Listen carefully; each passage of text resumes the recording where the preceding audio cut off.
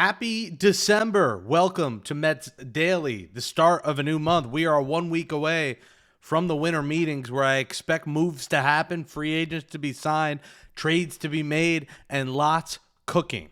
I'm Jake Brown at Jake Brown Live. You can follow me on all socials. Subscribe to my YouTube. Subscribe to this YouTube right here. Go below, subscribe, smash that thumbs up, and subscribe and share the channel. We appreciate it as we passed 2,500 subscribers. Thank you for your support. Friday night, Black Friday special after we dropped the show later in the evening.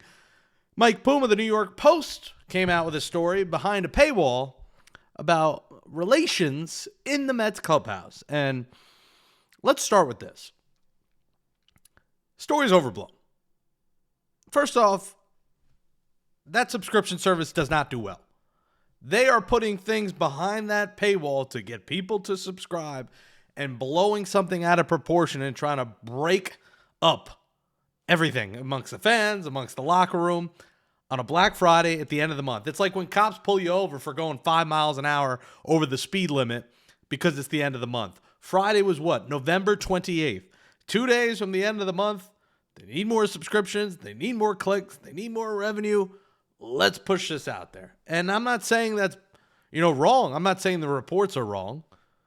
But you have to factor that in, that there's clickbait and there's other elements behind that. And, if there's someone to speak on that matter and how it operates there, there's not many people that are above me that can speak about that, if you know my past and my background.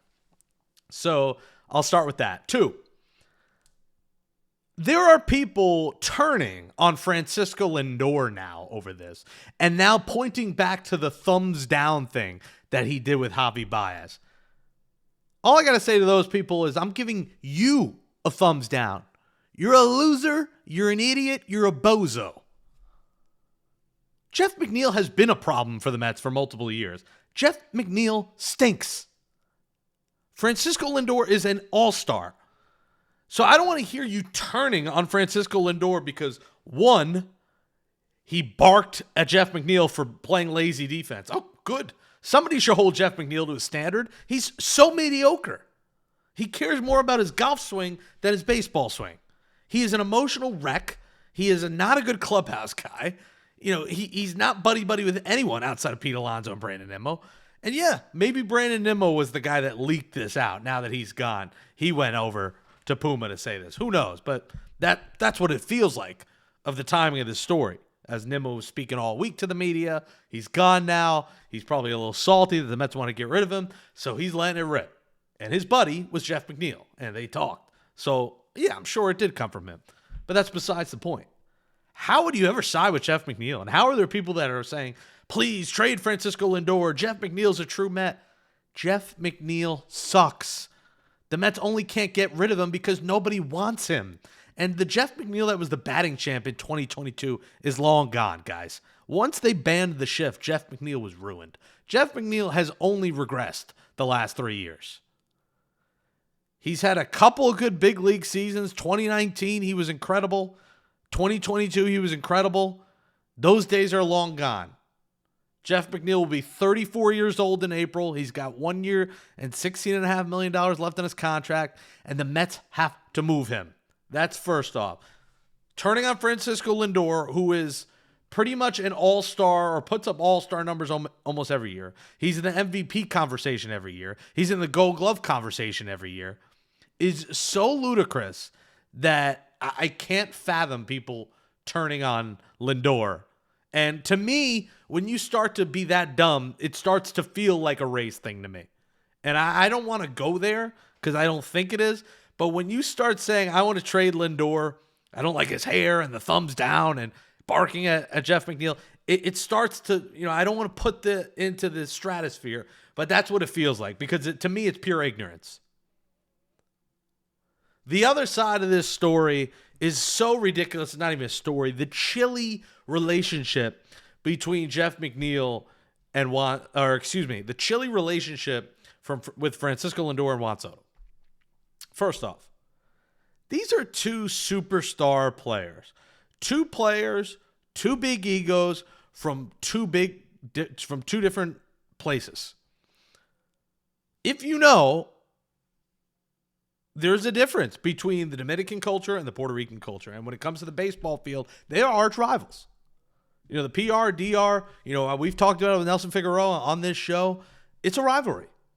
So when you talk about two guys from different backgrounds, different countries, rival countries, when you talk about two guys, one that's single and out there and, is chill or whatever, and one is a family man but is also big into fashion and everything he has going off the field, they are completely different.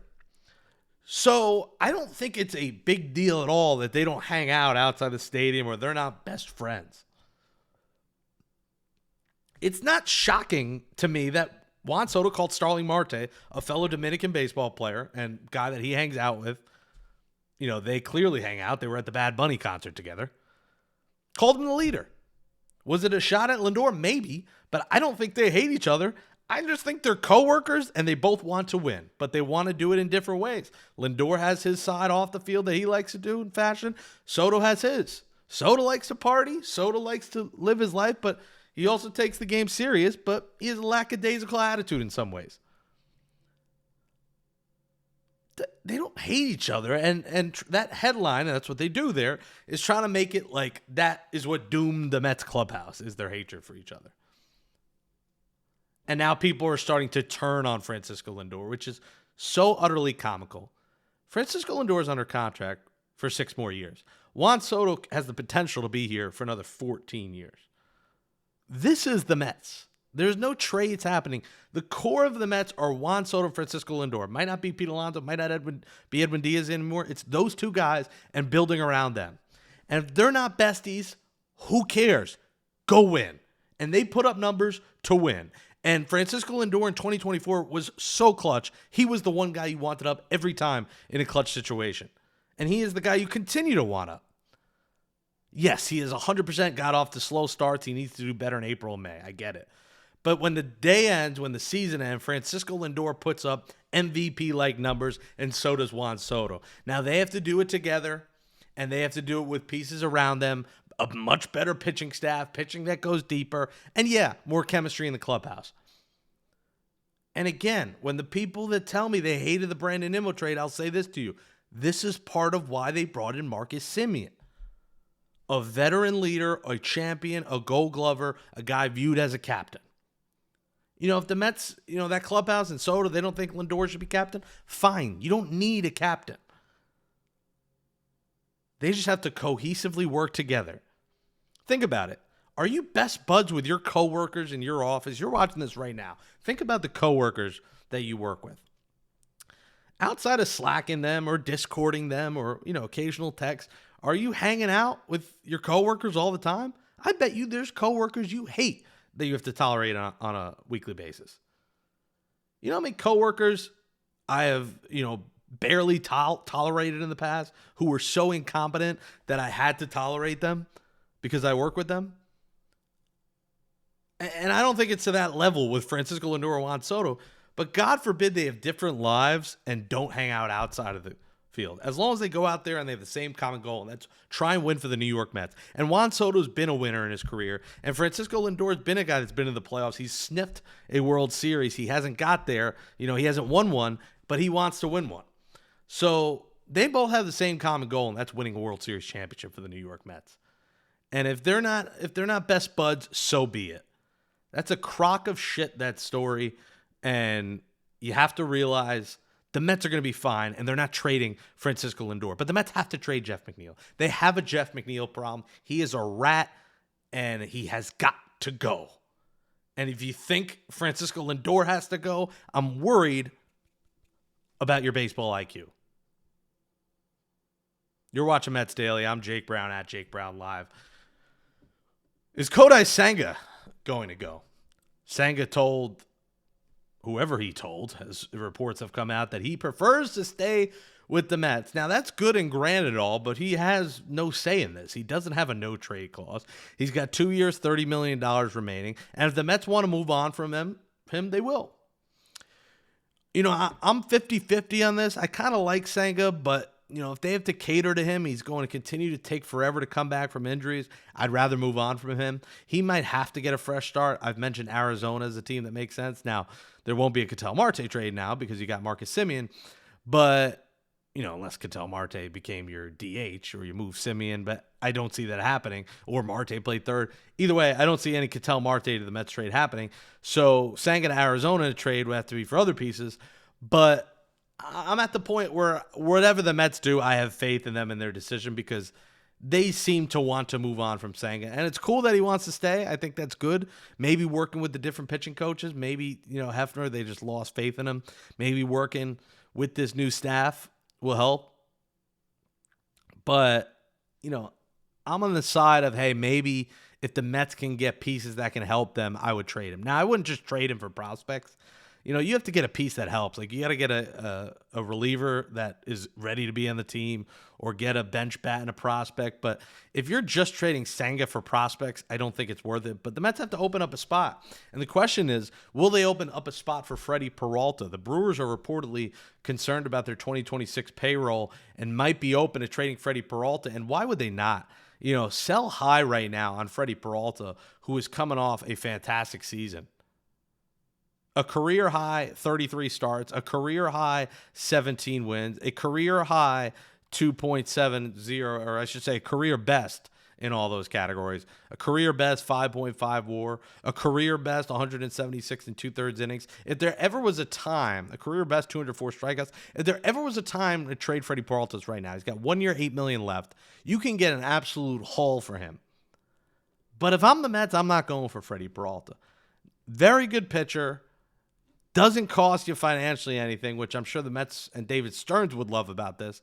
But are you really giving up the farm for 1 year of Freddy Peralta, a guy that's never reached 200 innings in his career? Great pitcher, good career, but I'm not trading the farm for Freddy Peralta. Let me know in the comments if you disagree with me on that. But I just don't think it's worth it. I'd rather do that for a year of Skubal, to be honest. I think he's the more kind of frontline starter in a playoff series that you want throwing 2 or 3 times. Peralta's great and all, but, when I think of playoffs game 1, I'm not really thinking, hand the ball to Freddy Peralta. He hasn't exactly been lights out in the playoffs, dominant in the playoffs. 6 starts, a 4.32 ERA. In those 6 career playoff starts, where Skubal is almost unhittable in the playoffs. So I'll pass, but I think the Mets are going to talk to the Brewers. David Stearns knows them well, but it's going to cost a little bit too much in prospects for me. Now, if it doesn't cost a boatload, then yeah, I would do it. But I got to imagine they're going to be asking for a lot coming off the best year of his life. Smash that thumbs up button, everybody. Let's read some of your comments from Friday's show. Walter Pixon says Mets have to go all in on Jarren Duran. He's cheap, controllable until 2029. How can the Mets not go after him? Yeah, listen, I think Jarren Duran is on my radar. I think if Byron Buxton is too much or the Twins don't move him, Jarren Duran's probably the next trade candidate. Now, my first candidate would be Bellinger free agency, but say he goes to the Yankees or elsewhere. Jarren Duran I'm definitely interested in. He is really, a guy that you could put in the top of that order. And you start to think of Duran, Lindor, Soto, and you like what you're hearing.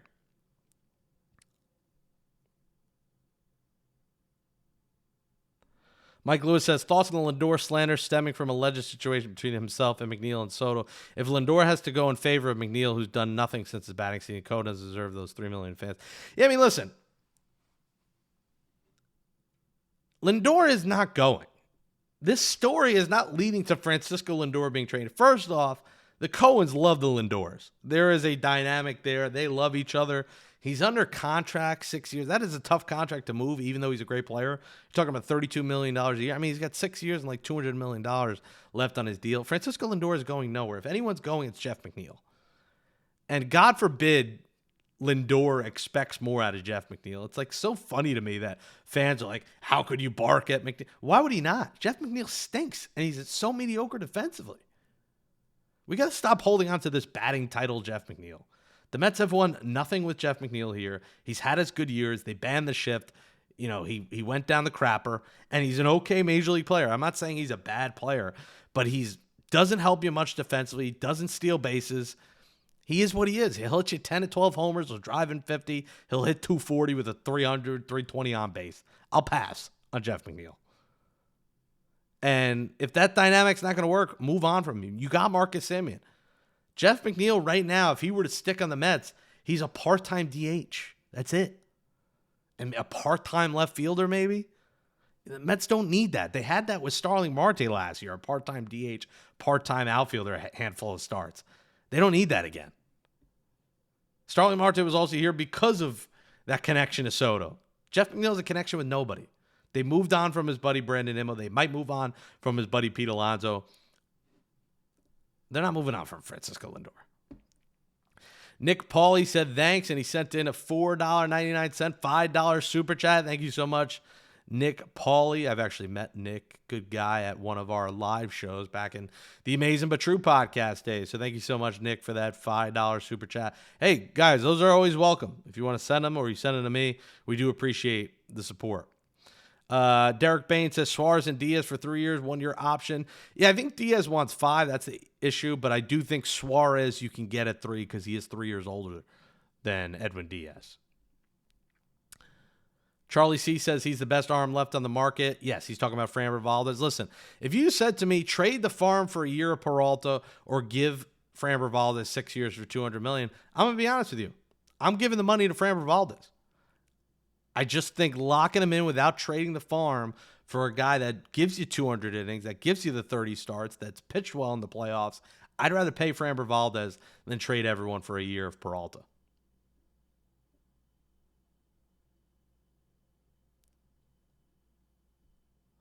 Roman J says, Jeff McNeil is a veteran utility player off the bench the Mets need. You can't count on young players playing in that role. I disagree. So you want Jeff McNeil less at-bats, so then when he gets out in those at-bats, he continues to throw his helmet and cry, I'll pass. He is really just a net negative for the Mets, guys. It's time to move on from Jeff McNeil. McNeil sucks. Move on. At this point, I'm good with just DFAing him. At this point, I think everything's become awkward between those two. And I could see Soto and Lindor now being buddy-buddy and kind of using this story as fuel to shut the haters up. But listen, guys, like I said, you don't have to be besties with your coworkers. And just because they're both superstars of the New York Mets doesn't mean they got to hang out. Listen, none of these guys were besties outside of McNeil and Nimmo with Pete Alonso. Alonso's buddies were guys like Bader, Vogelback. There are racial cliques in this. There are the white guys hanging with the white guys, Dominicans, Puerto Ricans. That's a clubhouse. That is a baseball clubhouse. All have different political opinions, have different backgrounds, different family matters. Some single, Swaggy V's out with the ladies. Francisco Lindor is out at the fashion show with them, but he's not really out with the ladies. They're all doing different things after hours. They all have different backgrounds. This isn't one happy family. And I think Jose Iglesias, JD Martinez brought the Mets together with song, with veteran leadership, and the Mets were missing that. They have Lindor last year, but Soto is very quiet. He's about his business. They're just different personalities. Pete Alonso is just kind of a goofy guy who hits home runs. They didn't have that leadership. And Starling Marte, you could say he was a leader all he wants. He's a part-time DH outfielder that was holding, taking selfies in the dugout. You need your leader to be a guy that actually has an impact every day. And maybe Marcus Semien ends up being that guy. I know people are going to say, 230, hitting 230, can't be that guy. Well, listen, Marcus Semien's leadership, Marcus Semien's defense, Marcus Semien's clutch hitting, he could be that guy for the 2026 Mets. Don't write him off just yet before he even gets an at-bat. But I'm so sick and tired of Jeff McNeil being on my baseball team. And I'm so sick and tired of people tweeting me and tweeting in general saying that Francisco Lindor is a cancer. Look, Jason Kipnis wanted him gone. Lindor's a rookie when Jason Kipnis was there. It was his first 4 years in the league. How has any rookie, any guy in his first 4 years become a leader in a clubhouse? Let's get serious. And Kipnis took those comments back and also didn't even make sense. Lindor just got there. So Lindor walks the walk so he could talk the talk when Jeff McNeil's being lazy and sucking. Please move on from Jeff. You're watching Mets Daily. We will talk to you tomorrow. I'm headed to New York City in the morning. You're watching this Monday, December 1st. We're heading to New York today. Thank you for watching. Let's go Mets. And winter meetings just a week away. We'll talk about all the rumors, all the trades. Also, Ryan Helsley, forgot to mention that. 2 years, $28 million. With the Baltimore Orioles, no shot he was coming back to the Mets. I think that's a good reset for Ryan Helsley, going to a bit of a smaller market. I think that ballpark could be good for him. So I would have had no interest. Like if you were bringing back Ryan Helsley, I would have done like 1 year, $6 million. So good for him getting paid, getting a nice little contract. We'll see what happens with Edwin Diaz. I expect some moves here coming this week, and the next 10 to 14 days of the winter meetings a week away. I think we're going to see some moves. We'll react to all those moves every day. Subscribe, smash that thumbs up, follow me at Jake Brown Live, scan this code, become Mets Daily Insider member for just $5 a month, and we'll talk to you tomorrow right here on Mets Daily.